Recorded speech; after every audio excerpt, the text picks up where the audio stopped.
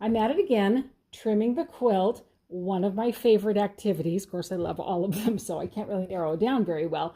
But something that I love about trimming the quilt is that I can see the progress from this stage right here where we've got kind of the scraggly batting sticking out. We've got the back of the quilt right over here with the wrong side up.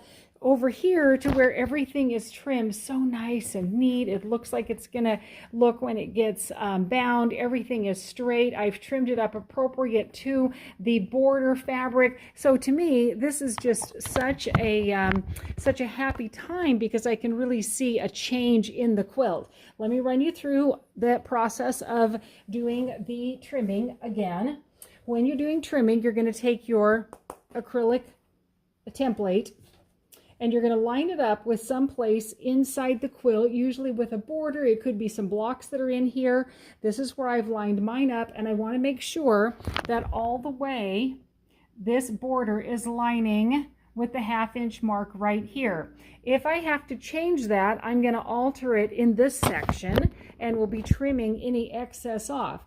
Because let me show you right here. This is just barely showing on the edge, but this one is sticking out by about 1/8 of an inch. So that's where I'm going to be straightening it, and all of that is just going to leave. I like to use a very large rotary cutter. Given the option, always use a bigger cutter unless you're doing something like tiny applique. Holding tightly, I'm removing that.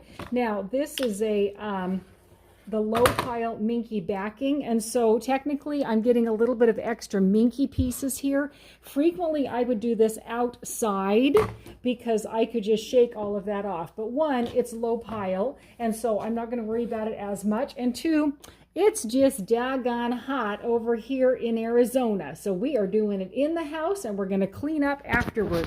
So as you can see, I'm lining up along this particular area of the border on the 1/2 inch mark on my ruler. Whatever is hanging out over here is just going to get trimmed off. That's going to make a nice straight border, and that's what we want to have.